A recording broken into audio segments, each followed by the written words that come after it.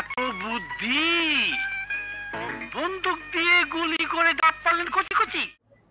ওই ওই ছবি, আব্দুল্লাহ ছবি তো অনেক কাহিনী। আব্দুল্লাহ ছবি নিয়ে কি বলবো, এত শর্ট করে তো বলা যায় না।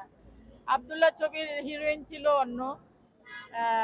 তাদেরকে কয়েকজনের কাছে গিয়েছিল, দিলদার সাহেবের নাম শুনে মানা করে দিয়েছে, করবে না, করবে না। পরে লাস্টে আমার কাছে এসছে, তো আমি এটা ছবিটা গ্রহণ করেছি, নিয়েছি ছবিটা। কারণ আমি নিজে চিন্তা করেছি, দিলদার সাহেবও কিন্তু আমাদের ইন্ডাস্ট্রির একজন বড় মাপের শিল্পী। খারাপ মানুষ, ওর স্মৃতি মন থেকে মুছে ফেলুন। খবরদার, আমার ব্যক্তিগত ব্যাপারে কোনো কথা বলতে আসবি না। সে কমেডিয়ান হলে কি হবে, সে তো মানুষ। একটা কমেডিয়ান কি হিরো হতে পারে না?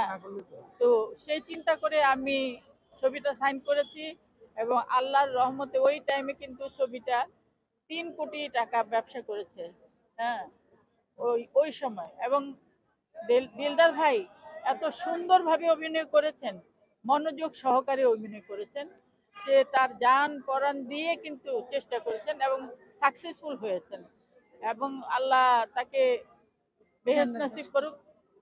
আমরা এখনো মনে করি দিলদার ভাইয়ের জায়গা তো কেউ নিতে পারেনি, পারবেও না। যে চলে যায় তার জায়গাটা কিন্তু কেউ পূরণ করতে পারে না। যতদিন থাকে ততদিনই একটু বাহবা, আর মরে গেলে তো আজকে মনে করলেন 3 দিন পরে আপনিও ভুলে যাবেন। এবং জনপ্রিয় মুখগুলো আপনার সহপাঠী যারা ছিলেন তারা আজকে দুনিয়ায় ইন্ডাস্ট্রির কি পরিস্থিতি হতে পারে এটি একটু জানাবেন। এটা আসলে কারণ যখন জীবিত ছিল তখনও কোনো কিছু আহ, জিজ্ঞেস করেনি ছবি করবে কি করবে না, এভাবেই জীবন চালিয়েছে। তো এখন তো মরেই গিয়েছে। প্রবীর মিত্রর খুব আশা ছিল, এখনো ছবি সে করতে চায়, কাজ করতে চায়। সে মরার আগে বলেছে, আমার একটাই আশা, আমি ছবিতে কাজ করতে চাই, আমাকে তোমরা কাজ দাও। হুম। এখন আর যে চলে গেছে তাকে নিয়ে আর কি ছবি বানাবে? যারা জীবিত আছে তাদেরই খবর রাখে না, আর যে মরে গেছে তার কি খবর রাখবে?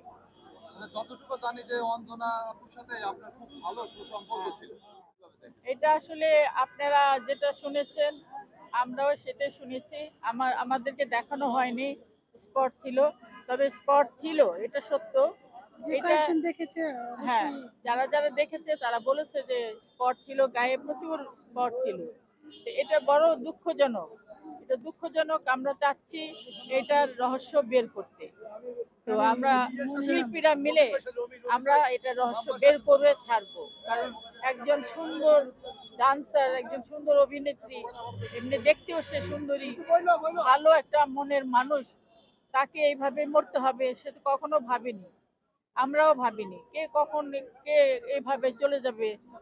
তো থাকাকালীন প্রকৃত খুনি যে প্রকৃতি, হ্যাঁ, প্রকৃত যে যে ওর সাথে যারা ছিল, তার- গ্যাং ছিল, যে এই গ্যাংটাকে ধরবে। আচ্ছা, তার মানে জানাজাতে এফডিসিতে আমরা দেখেছি যে তার সহপাঠী অনেকেই এসেছেন, আবার অনেক সহপাঠী আসেননি, যেহেতু তারা একসাথে কাজ করেছিলেন অথচ আসেননি।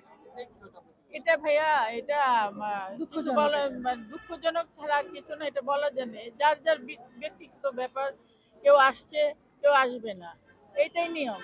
বেঁচে বললাম না, বেঁচে থাকতেও সুখ শান্তি নেই, মরে গেলেও সুখ শান্তি নেই। আর মরে গেলে একটু যে এসে দেখবে, একটু দোয়া করে যাবে, এটাতেই অনেক বড়। কিন্তু কেন আসে না সেটা তারাই জানে।